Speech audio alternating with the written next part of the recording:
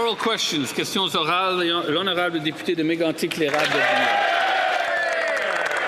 Pendant que les familles se demandent comment payer l'épicerie à chaque mois, ce premier ministre libéral continue de remplir la carte de crédit national pour financer scandale après scandale. 300 millions gaspillés dans Prescribe IT, 200 millions pour un projet spatial sur des terres qui coûtent presque rien, 742 millions pour la confiscation des armes à feu des chasseurs honnêtes.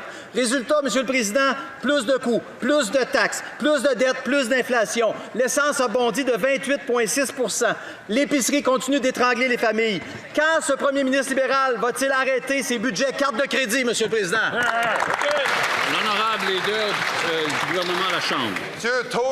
Monsieur le Président, tôt ce matin, avant même que le député ou ses collègues se lèvent, le Canada a annoncé qu'on est revenu dans la business de faire des jets militaires. On a annoncé qu'on fait des exportations en matière de gaz naturel liquéfié vers l'Europe. C'est des partenariats incroyables vers l'Europe. C'est des partenariats incroyables qui vont créer des emplois ici même au Canada et des opportunités. C'est comme ça qu'on va bâtir un pays, Monsieur le Président.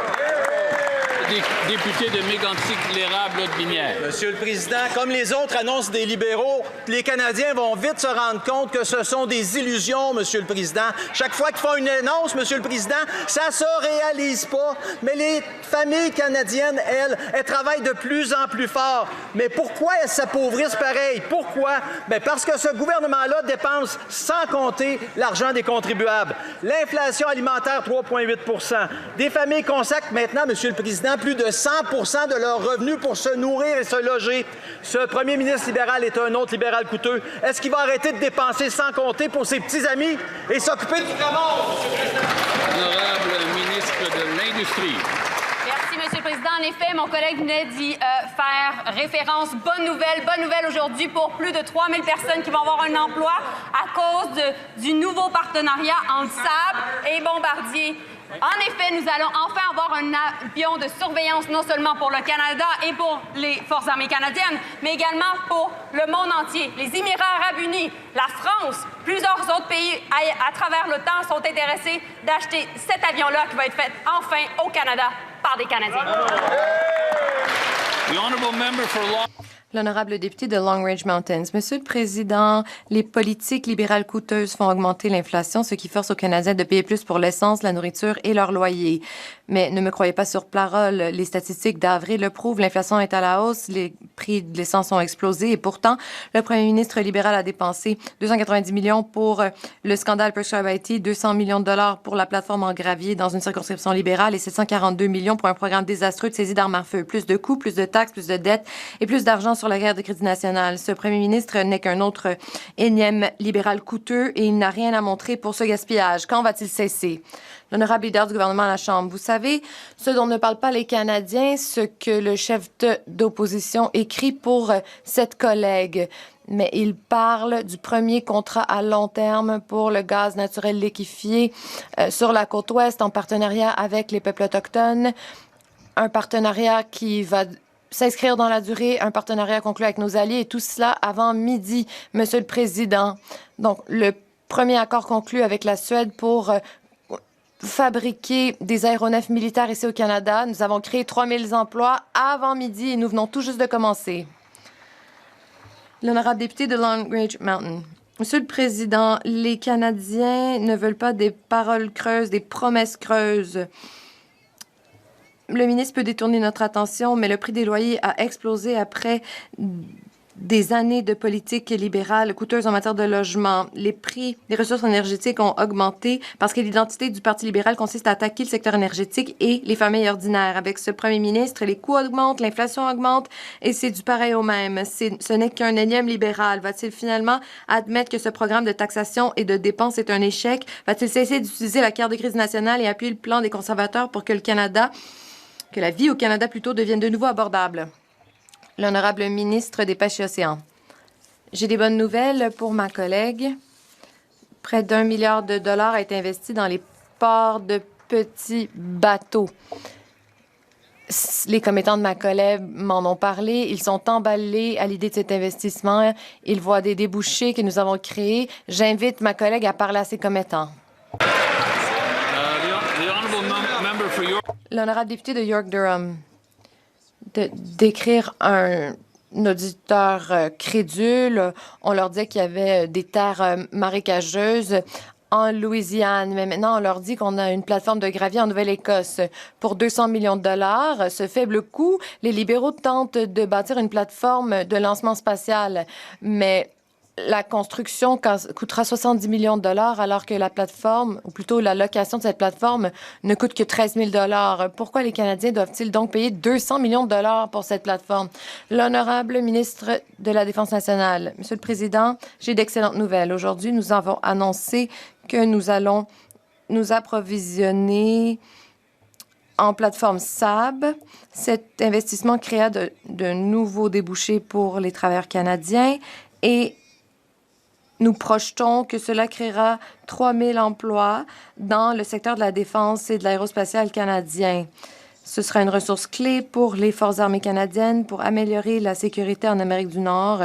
Cet investissement nous permettra de détecter les risques. Monsieur le Président, nous ne font que commencer. L'honorable député de York-Durham. Pardon, je n'entends pas l'honorable député. L'honorable député de York-Durham.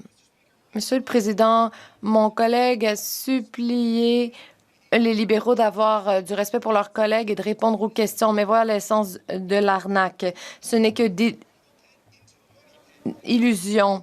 Les libéraux entraînent plus de coûts, plus de dettes, tout cela sur la carte de crédit nationale. Si tout était transparent et tout va bien, comme le prétend le ministre, pourquoi ne pas déposer l'entente de location en chambre? Pourquoi ne pas nous fournir les détails? Et peut-être qu'il pourrait expliquer pourquoi les initiés du Parti libéral ont fait du lobby en faveur de cet investissement et c'est eux qui vont en profiter. Donc, le ministre va-t-il déposer une copie de l'entente en chambre? L'honorable ministre de la Défense nationale. Voici des faits que mes collègues conservateurs ne veulent pas entendre. Le recrutement a augmenté pour le taux le plus élevé en 30 ans. Les salaires ont augmenté. Nous avons aussi modernisé une trentaine de bases militaires. Nous avons acheté du nouvel équipement militaire, des nouveaux uniformes pour les femmes. Nous avons construit des nouveaux logements sur les bases militaires. Nous avons investi dans les navires de patrouille en Arctique, dans des drones, dans la communication spatiale. Donc, nous ne faisons que commencer, Monsieur le Président. Député de Belleuil-Chambly. Monsieur le Président, j'aurais jamais pensé dire ça, mais il nous arrive, quand on a une conscience environnementale, de s'ennuyer de Justin Trudeau. Pour d'autres raisons, il m'arrive de penser que le chef de l'opposition s'en ennuie aussi, et je suis convaincu que le député de Laurier-Sainte-Marie s'ennuie de l'époque. De renonciation en recul, le gouvernement et le premier ministre ont fait fuir. Ils ont littéralement montré la porte à un porte-parole hautement crédible en matière d'environnement. Cette fois, est-ce que le gouvernement comprend qu'en matière de trahison climatique, il est allé beaucoup trop loin? Bravo! Honorable ministre de l'Environnement et du Changement climatique. Monsieur le Président, je veux lui assurer que quand on regarde ces bancs, nos bancs sont pleins de députés qui sont prêts et qui continuent à lutter contre le changement climatique et qui continuent à protéger l'environnement. Mais quand on veut regarder du plan mondial, on est chef de file au monde quand on parle de notre travail avec notre stratégie de nature. On est chef de file au monde avec nos règlements de méthane. On est chef de file au monde avec notre financement climatique international. On continue à faire le travail et on le fait tous en équipe.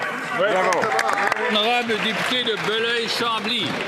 Monsieur le Président, il existe bel et bien une telle chose que les changements climatiques.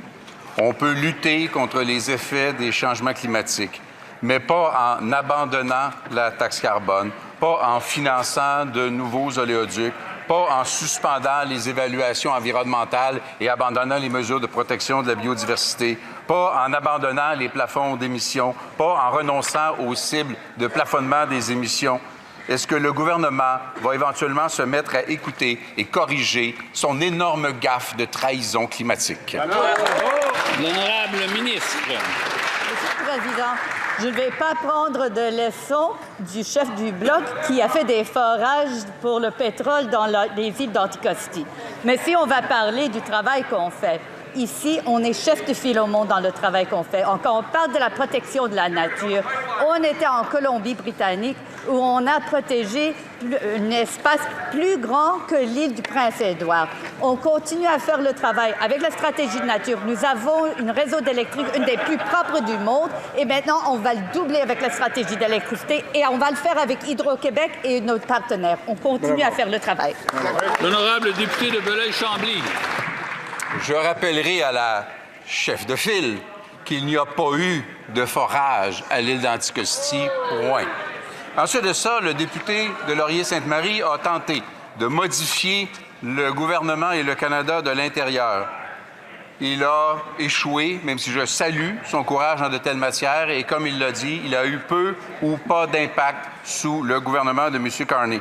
Alors que le caucus en environnement du Parti libéral, nommé par son nom, Donc, c'est qu'on ne peut pas nommer par nom propre les députés à la Chambre, mais il peut continuer. Désolé, le premier ministre.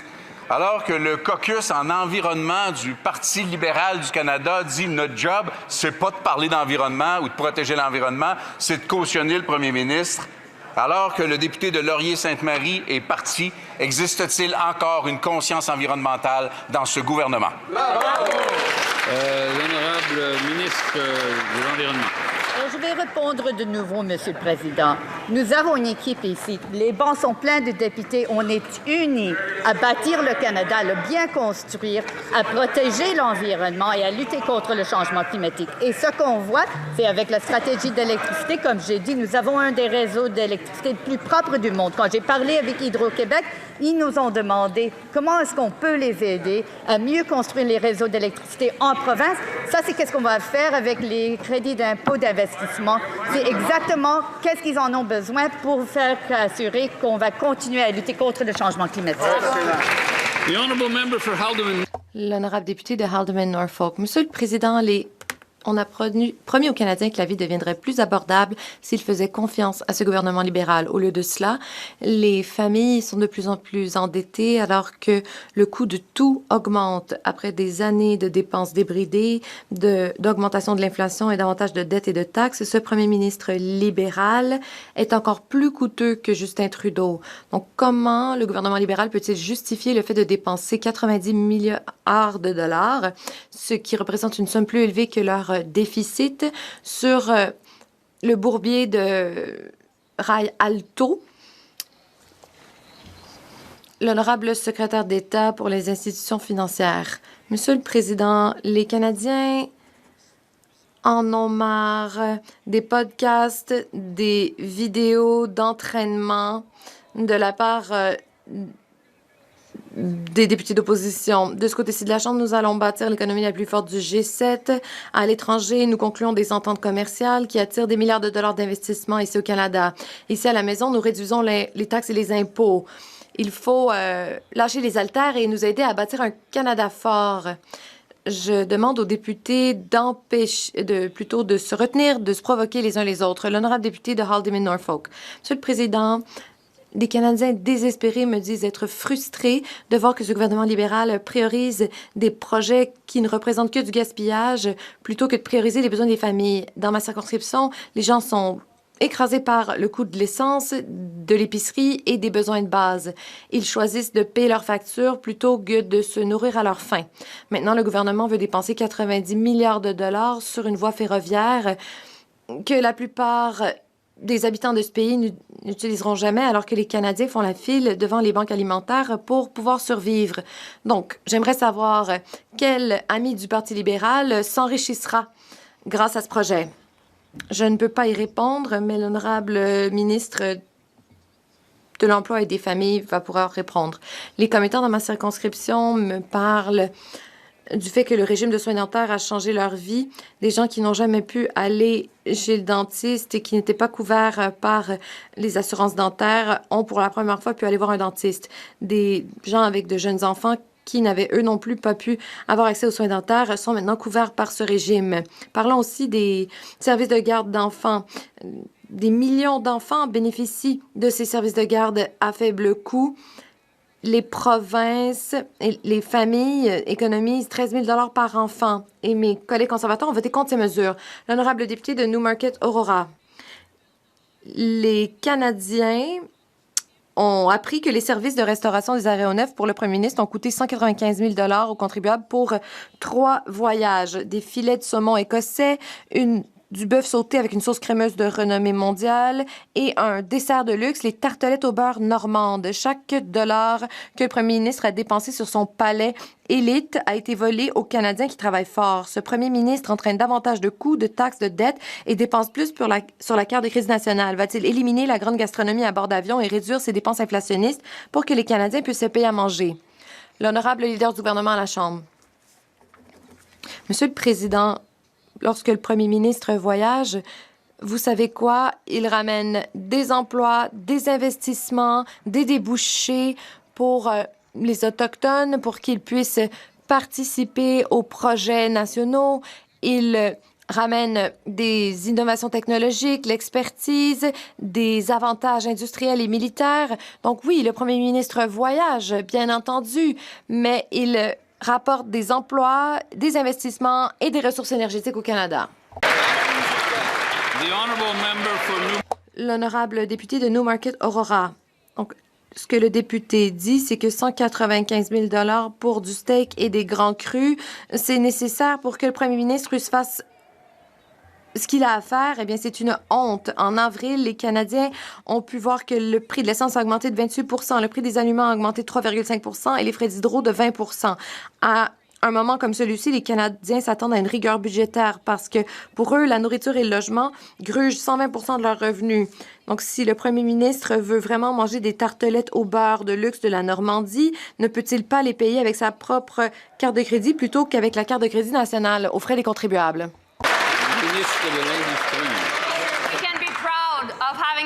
Nous pouvons être fiers que notre premier ministre voyage partout dans le monde pour créer des débouchés pour les Canadiens, mais aussi nous pouvons être fiers qu'il œuvre dans un contexte très difficile dans le monde, car l'ordre mondial est en plein bouleversement. Nous avons créé des emplois partout au pays. Nous avons créé plus de 70 000 emplois depuis l'automne dernier. Nous allons continuer à créer des emplois. L'honorable député de Brandon-Souris. Un autre mois s'est écoulé et un autre bilan désastreux des libéraux pour les mesures d'abordabilité. L'inflation alimentaire a augmenté, mais aucun député libéral peut nous parler de leur plan pour augmenter la production alimentaire. Et maintenant, les prix de l'essence ont augmenté de 28 % en avril seulement. C'est l'augmentation mensuelle la plus élevée jamais enregistrée. Les libéraux ont promis un répit aux Canadiens, mais la nourriture est de plus en plus dispendieuse. Aujourd'hui, ils ont l'occasion de faire diminuer le prix des aliments et de l'essence en éliminant toutes les taxes fédérales sur l'essence et le carburant. Donc, le premier ministre va-t-il voter en faveur de cette idée aujourd'hui? L'honorable ministre des Affaires du Nord. Les Canadiens ont élu ce nouveau gouvernement pour que nous produisions des résultats. Et c'est ce que nous avons fait. Mon collègue a voté contre chaque mesure que nous avons proposée pour appuyer et aider les Manitobains. Nous avons investi dans le logement, dans le domaine de l'aérospatiale. Je viens tout juste de rencontrer les travailleurs du syndicat 256 de plombiers qui sont très emballés aux investissements que nous avons faits dans le programme du Sceau rouge. Je ne sais pas pourquoi mon collègue vote contre ces mesures qui bénéficient aux Canadiens. L'honorable député de Brandon-Souris. Typique des libéraux, ils ne disent rien au sujet de la norme sur les combustibles propres. Connaissez-vous des Canadiens qui ont ressenti un vrai répit suite aux mesures proposées par les libéraux? En fait, les seuls qui disent « mission accomplie », c'est les gens comme cette ministre qui sont des libéraux. Donc, tout le monde sait que cela prendrait des années avant de reprendre le contrôle de l'inflation causée par les libéraux, mais la moindre des choses, ce serait donner un vrai répit aux Canadiens sur les taxes sur l'essence et le carburant. Donc, les libéraux veulent-ils vraiment dire aux Canadiens que leurs problèmes d'abordabilité seront réglés d'ici la fin de l'été? Pourquoi ne pas éliminer toutes ces taxes fédérales sur l'essence et le carburant et donner un vrai répit aux Canadiens dès aujourd'hui? L'honorable secrétaire d'État pour les institutions financières. Monsieur le Président, de ce côté-ci de la Chambre, nous voulons proposer des mesures d'abordabilité. Nous voulons tout juste de suspendre la taxe d'accise sur l'essence. Cela réduit le coût de l'essence de 10 cents le litre. Donc, il faut réduire le niveau de décibels en chambre. L'honorable Secrétaire d'État peut poursuivre. Monsieur le Président, nous avons suspendu la taxe d'accise sur l'essence qui était de 10 cents le litre. Nous avons éliminé la taxe carbone pour les consommateurs qui représentait 18 cents le litre. Donc, ce sont des économies pour les Canadiens à la pompe.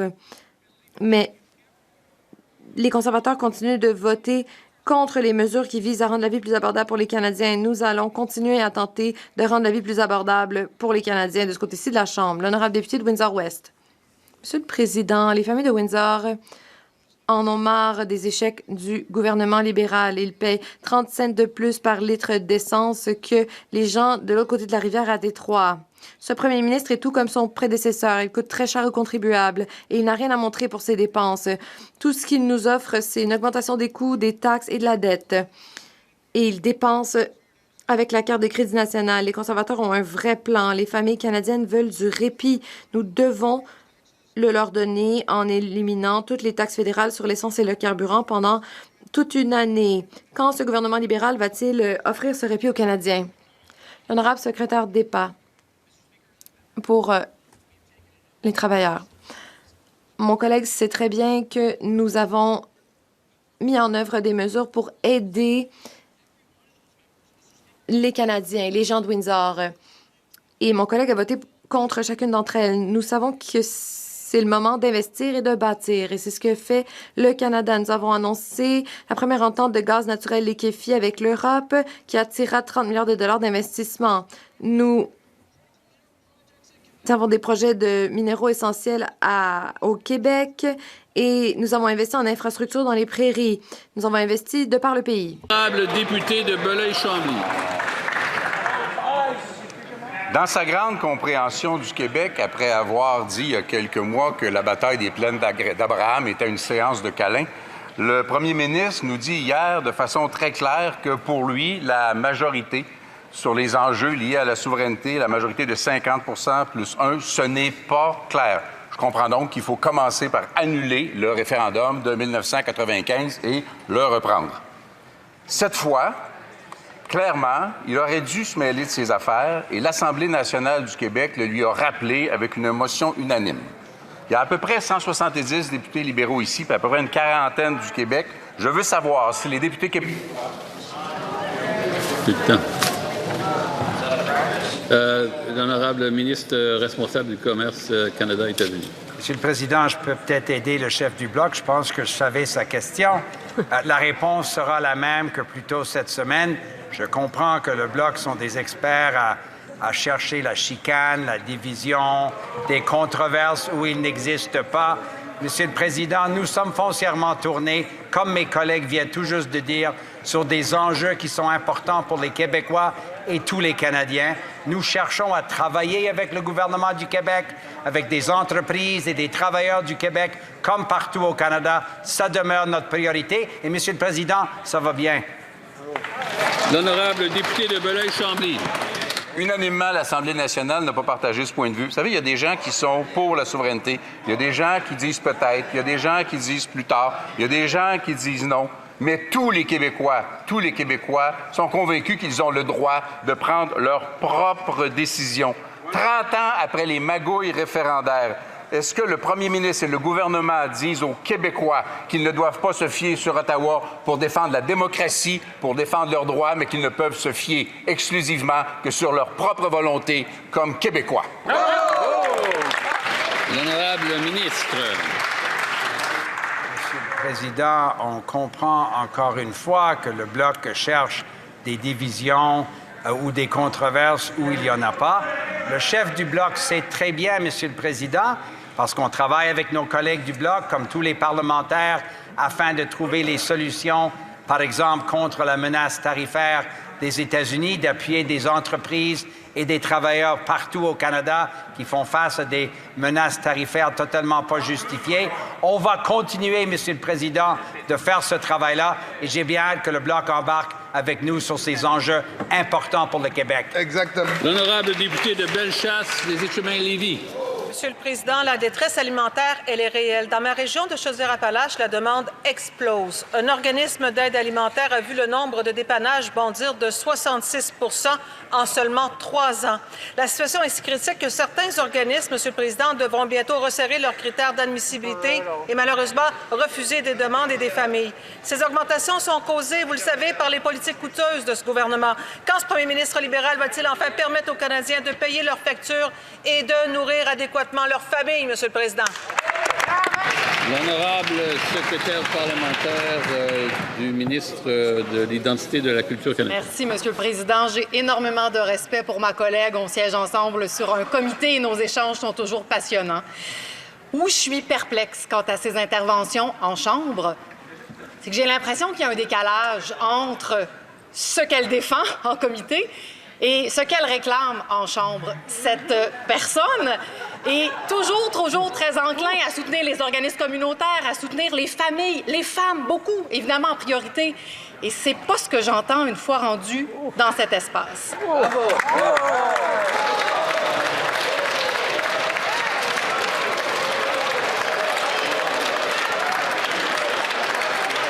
Je m'excuse, j'avais pas le bon titre de la secrétaire parlementaire. Toutes mes excuses. L'honorable député de Bellechasse et Etchemin-Lévis. Monsieur le Président, la crise du logement et de l'inflation de ce gouvernement brise les familles. Les loyers ont bondi de 3,6 % en un an. Depuis 2021, c'est une hausse de 31 %. Aujourd'hui, l'insécurité alimentaire est telle que certains Canadiens doivent consacrer, tenez-vous bien, Monsieur le Président, 120 % de leurs revenus uniquement pour se nourrir ou encore se loger. Quand ce gouvernement libéral va-t-il mettre fin à ces budgets coûteux et hors de contrôle et prendre enfin au sérieux la crise du coût de la vie, Monsieur le Président? Maintenant. Honorable secrétaire parlementaire de la ministre des Femmes et de l'Égalité des genres. Monsieur le Président, nous prenons très au sérieux, notamment la crise du logement. On a instauré cette agence fédérale. C'est rare qu'on instaure des agences fédérales, Maison Canada. Sous cette agence, c'est le logement abordable qui est la priorité du gouvernement. On le comprend, une grande part des revenus sont consacrés au logement. C'est d'autant plus vrai dans la circonscription que je représente, Hochelaga-Rosemont-Est. C'est la priorité du gouvernement. Merci, Monsieur le Président. Honorable député de Portneuf-Jacques-Cartier. Monsieur le Président, j'ai rencontré de nombreux citoyens de Portneuf-Jacques-Cartier ces dernières semaines et le constat est flagrant. Le coût de la vie est rendu inaccessible. Nos aînés et nos jeunes payent très cher les impacts de ce gouvernement libéral. Depuis 10 ans, les libéraux ont essayé différents programmes. Ça ne marche pas. Quand on est rendu à piger dans ton bas de laine pour manger, Monsieur le Président, c'est alarmant. Quand est-ce que le premier ministre libéral va-t-il arrêter de gaspiller sans compter sur la carte de crédit des Canadiens et rendre la vie plus abordable aux Canadiens? Honorable leader du gouvernement à la Chambre. Monsieur le Président, ma collègue d'Hochelaga vient de poser une question très pertinente. C'est quoi une dépense inflationniste? Les conservateurs, ce qu'ils nous disent, là, c'est à coup de dépenser, on empire le sort des Canadiens. Or, les gens dépendent des soins dentaires. Les gens dépendent de la prestation canadienne des enfants. Les gens dépendent du rabais sur la TPS pour l'épicerie. Or, les députés semblent contre ces mesures. On ne comprend pas ça. Donc, est-ce qu'ils ont un plan pour aider les gens ou est-ce que c'est juste un discours cru de la part de l'opposition? L'honorable député de Portneuf-Jacques-Cartier. Monsieur le Président, ce qui est malheureux, comme je vais le mentionner, c'est que les libéraux sont déconnectés. Le député aurait dû écouter ma question. Une autre question. En 2014, il y avait une crise énergétique mondiale. Le baril de pétrole était à 100 $ et le prix à la pompe n'était qu'à 1,34 $.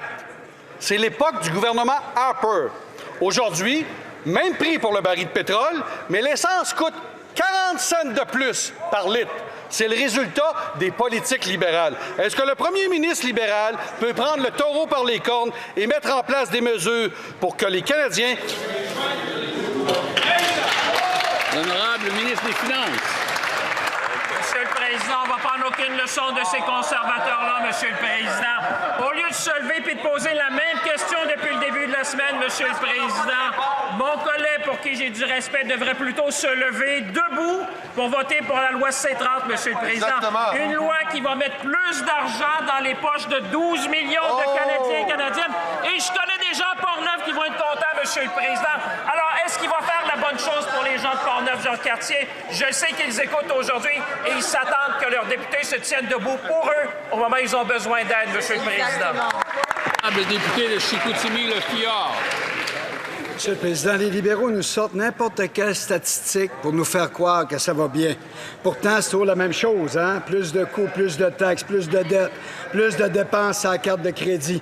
Pour moi, les vrais stats, c'est quand on se promène à travers le monde chez nous. Les gens me disent continuellement qu'ils doivent faire des choix pour pouvoir se loger et pour pouvoir se nourrir, chose qu'ils n'ont jamais faite auparavant. Est-ce que le gouvernement va enfin comprendre et arrêter de faire payer les familles canadiennes pour leur mauvaise gestion coûteuse? Excellent, L'honorable secrétaire parlementaire. Monsieur le Président, on a déjà expliqué, ma collègue l'a expliqué, Maison Canada est là pour le logement abordable. On a les athlètes aujourd'hui qui sont à Ottawa et on rend le sport abordable avec un investissement de 755 millions pour rendre le sport accessible aux gens. On fait des projets, des programmes pour nos sociétés sur tellement de sujets dans la réduction de taxes. Alors, de ce côté-ci de la Chambre, on agit promptement pour aider nos citoyens et citoyennes dans notre circonscription. Et dans ma circonscription de Thérèse de Blainville, je peux vous dire que mes organismes sont là pour remercier tout ce qu'on fait pour nos citoyens et citoyennes. Merci, Monsieur le Président. Le député de Mississauga East Cooksville. Monsieur le Président, les Canadiens ont suivi avec fierté les performances de plus de 250 athlètes canadiens qui ont participé cette année aux Jeux olympiques et paralympiques de Milan Cortina. Rien ne nous rend plus fiers que d'encourager l'équipe canadienne. Est-ce que l'honorable secrétaire d'État au sport peut dire comment le gouvernement du Canada soutient ces athlètes exceptionnels? Le secrétaire d'État au sport. Monsieur le Président, je remercie mon ami et collègue de Mississauga East Cooksville. Il sait ce que c'est que d'être médaillé olympique. Et nous accueillons les athlètes olympiques et paralympiques de l'équipe canadienne de 2026 sur la colline. Et chaque fois que l'équipe canadienne participe à une compétition, ça nous rend très fiers. Nos équipes et nos athlètes de classe mondiale méritent un système sportif de classe mondiale. Voilà pourquoi nous bâtissons un Canada fort en investissant du terrain de jeu au podium à hauteur de 750 millions de dollars pour renforcer le système sportif canadien, améliorer l'accès à la pratique sportive, accueillir davantage d'événements sportifs. Et félicitations. Le député de Red Deer. Monsieur le Président, 74 000, soit les 3/4 de la population de Red Deer. Ça, c'est le nombre de réfugiés qui ont vu leur dossier refusé et qui se trouvent encore au Canada et qui bénéficient de soins de santé de luxe financés par les contribuables dont les Canadiens ne peuvent que rêver. Ils sont censés être expulsés du pays et n'ont pas bénéficié des meilleurs soins que ceux qui les financent. Et le gouvernement libéral a perdu la trace de 28 000 de ces fraudeurs. Ils se sont évaporés dans nos collectivités et continuent de faire payer les Canadiens. Où se cachent ces 28 000 fraudeurs? Et quand est-ce que le gouvernement libéral va les expulser? La ministre de l'Immigration. Merci, Monsieur le Président. Comme je l'ai dit hier, il s'agit d'un programme temporaire de couverture en matière de santé et cela comprend des services essentiels. Et la bonne nouvelle que les députés d'en face ne veulent pas entendre, c'est que nous avons réduit le volume de 59 % et grâce à un budget libéral, grâce à un projet de loi libéral. Et comme le directeur parlementaire du budget l'a dit cette semaine, il y aura plus de 400 millions de dollars qui seront économisés pour les contribuables. Le député de Riding Mountain. Monsieur le Président, hier, le leader en Chambre a défendu les prestations de santé de luxe pour les demandeurs d'asile déboutés et il a dit qu'il s'agissait des personnes les plus vulnérables au monde. Vraiment? Prenons William Amora Russell, dont la demande d'asile a été rejetée. Il a violé 2 femmes et a assassiné une jeune femme de 20 ans alors qu'il se trouvait encore au Canada. Mais sous les libéraux, un criminel comme lui continue d'avoir droit de la physiothérapie et des soins à domicile. Est-ce que ces demandeurs d'asile déboutés ont droit de meilleures prestations en santé que les Canadiens? Le leader en Chambre. Monsieur le Président, nous croyons que les criminels devraient se retrouver derrière les barreaux.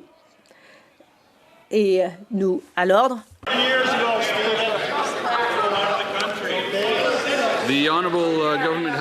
Le leader en Chambre depuis le début.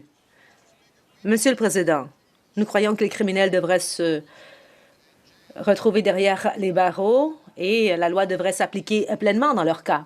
Et nous croyons que le Canada a une obligation, en vertu de traités internationaux, d'accepter les personnes vulnérables qui viennent de zones de conflit ravagées ailleurs. Et je sais que tous les Canadiens, outre peut-être ce député, feraient preuve de compassion pour une personne vulnérable qui se présente à nos côtes et qui a besoin de soins. Le député de Aurora, Oak Ridges, Richmond Hill. Le système d'immigration est un véritable échec. On accueille les réfugiés, mais pourtant, ce sont les municipalités qui doivent payer la note.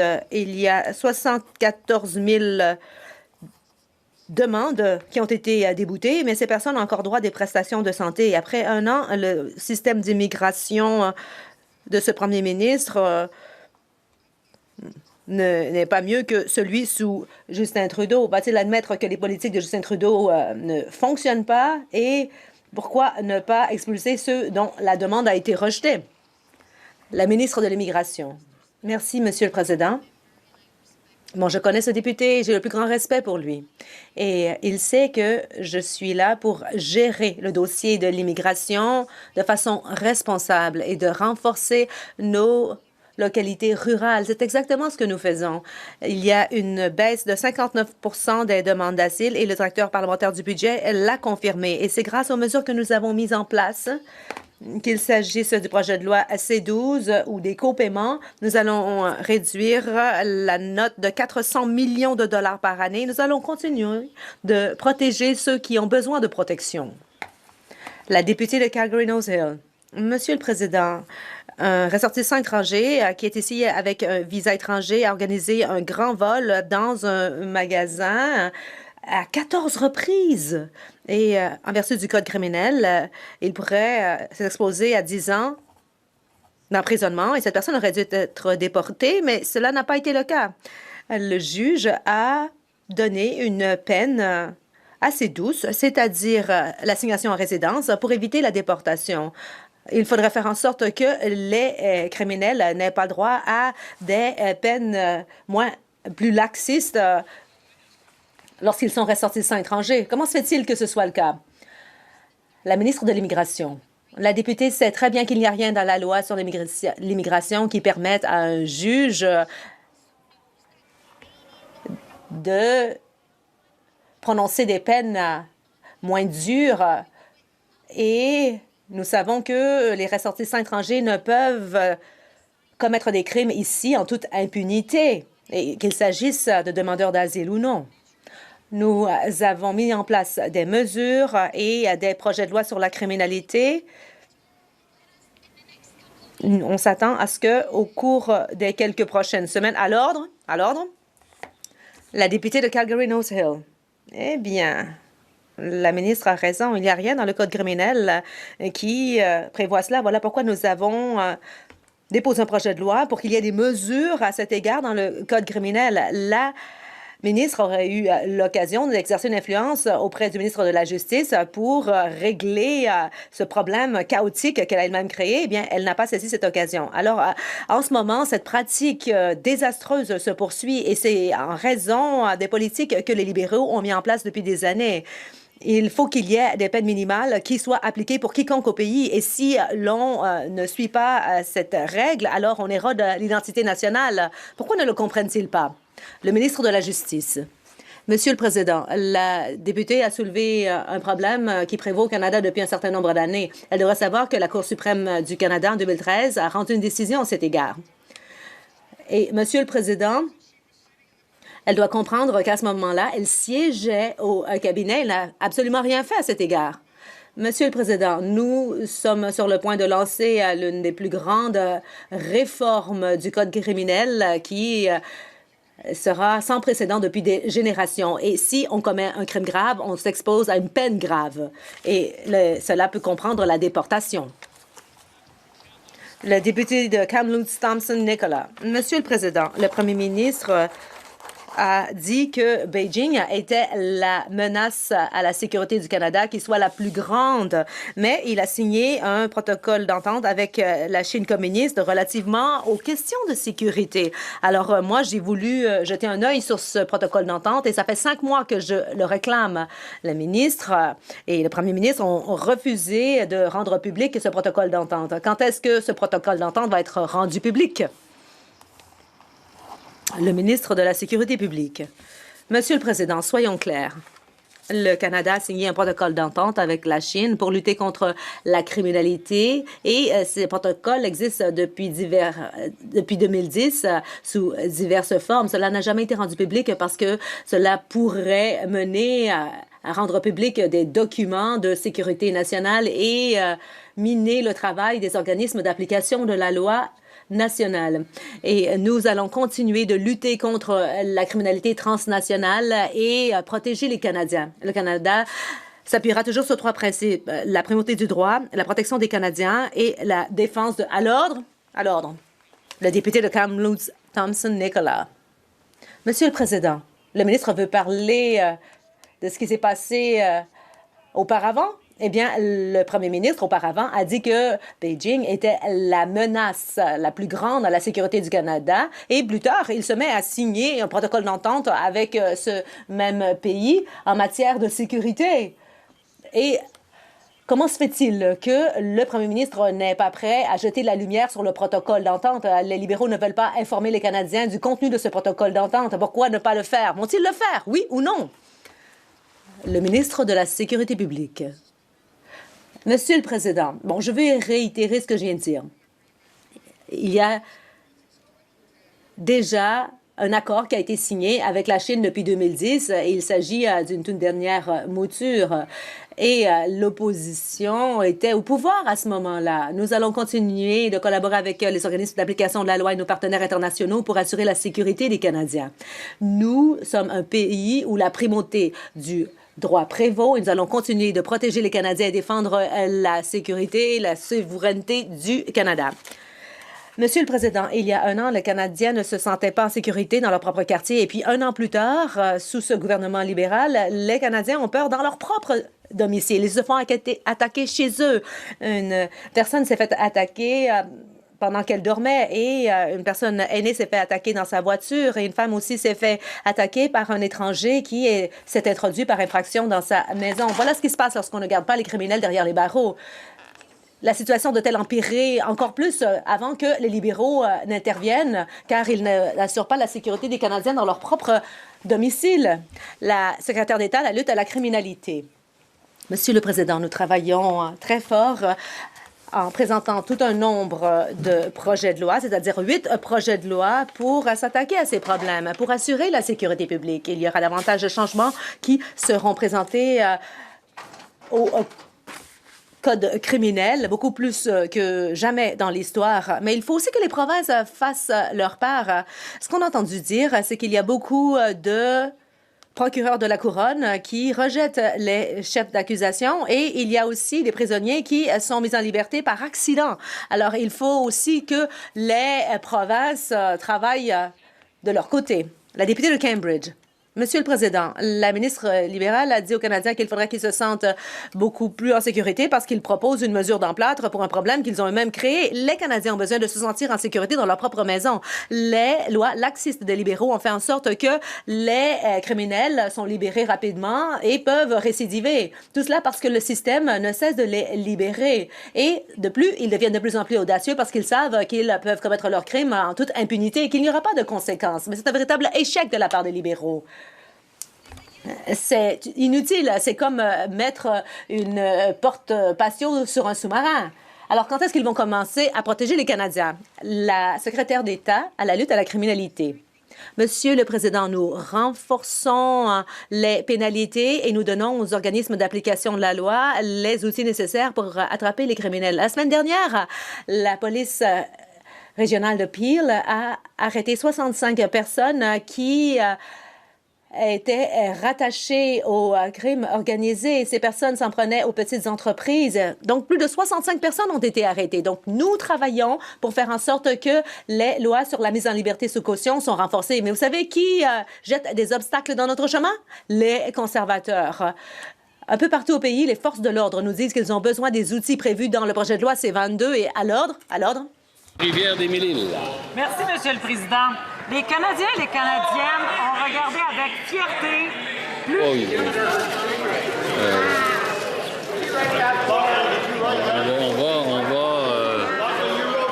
On va s'organiser là, pour permettre à la députée de Rivière-des-Mille-Îles de poser sa question. Alors, l'honorable député. Merci, Monsieur le Président. Les Canadiens et les Canadiennes ont regardé avec fierté plus de 250 Canadiens prendre part cette année aux Jeux olympiques et paralympiques de Milan-Cortina. Rien ne nous rend plus fiers que d'encourager l'équipe Canada. Le secrétaire d'État au sport peut-il nous dire comment le gouvernement du Canada appuie ces athlètes exceptionnels? Merci. Honorable secrétaire d'État au sport. Merci, Monsieur le Président. Aujourd'hui, nous accueillons les athlètes olympiques et paralympiques. On rend hommage ici à nos athlètes.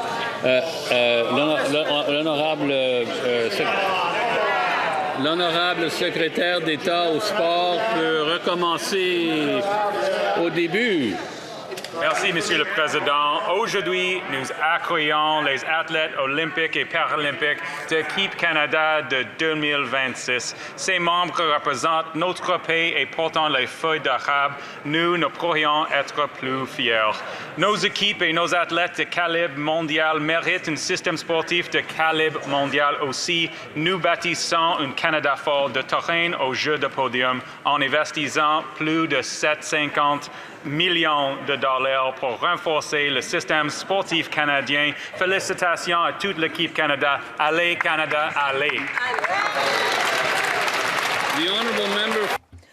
Le député de Moose Jaw Lake Center Lanigan.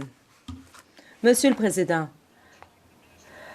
après une grande fanfare, le ministre de la Défense a fait parader les snowboards, mais après cela, il a honteusement annoncé qu'ils allaient être cloués au sol pendant des années et que beaucoup de personnes allaient perdre leur emploi.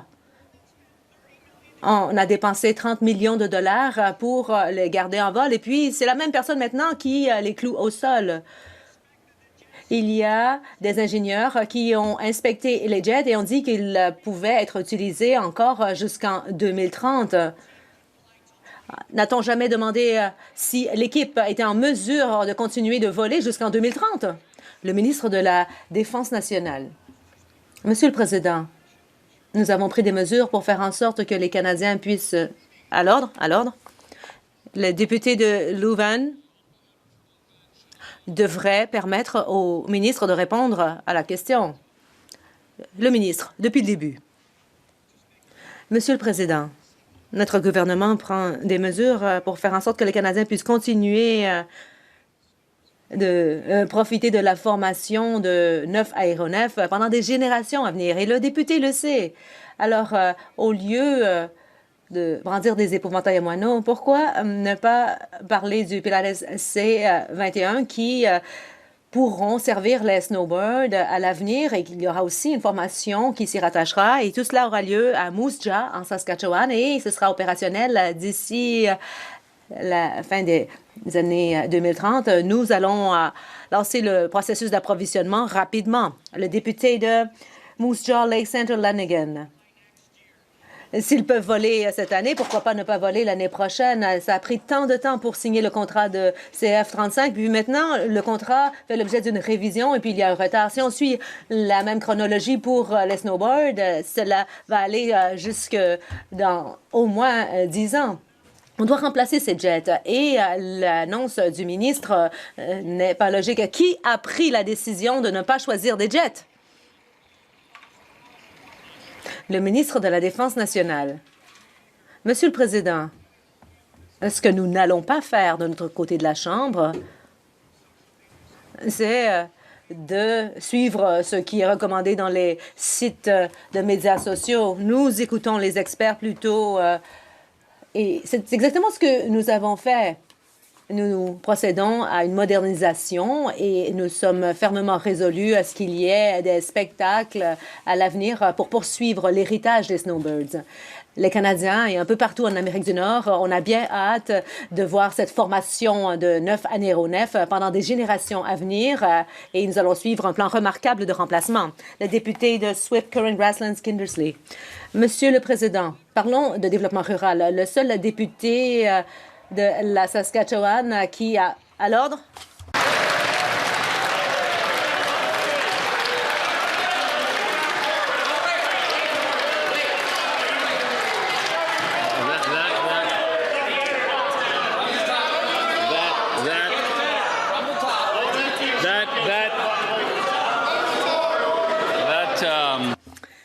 Ce n'était pas provocateur.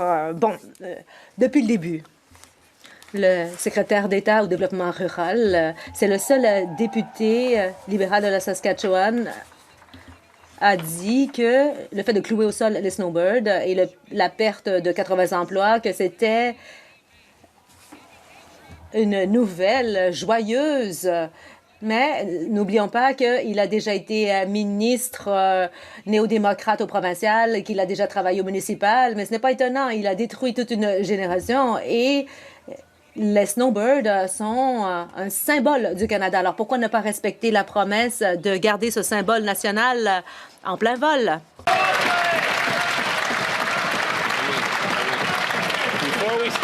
Bon, avant de reprendre, un instant, avant de reprendre, je m'adresse aux députés, là.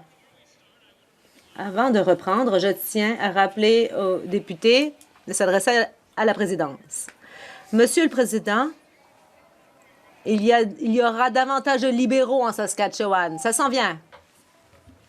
Nous n'avons qu'une leçon à tirer des conservateurs. Pourquoi? Parce qu'ils n'ont rien fait pendant tant d'années. Et étant donné qu'ils sont absents de la Saskatchewan, bon, ils viennent ici, ils ne font rien ici. Alors, que font-ils même chez eux?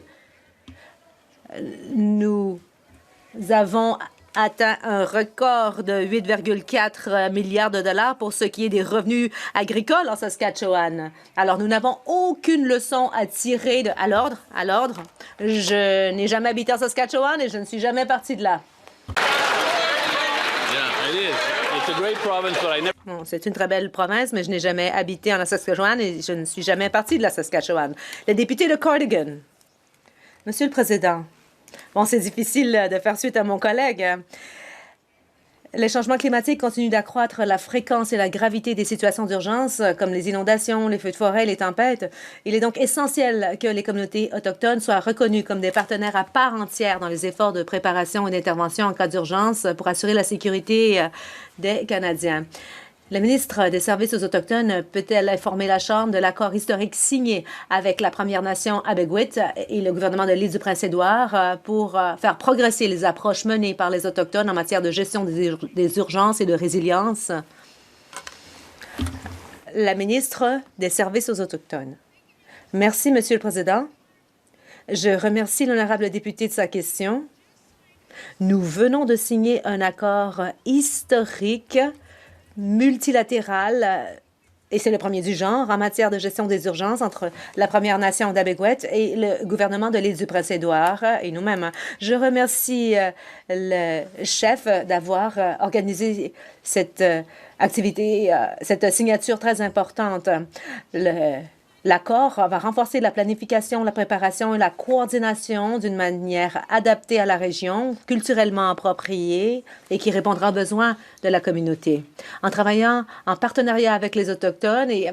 Silence, à l'ordre. Le député de Terra Nova, les Péninsules. Monsieur le Président, depuis que le premier ministre est entré au pouvoir, la Chine a annoncé l'imposition de droits de douane de 25 % sur les produits de la mer.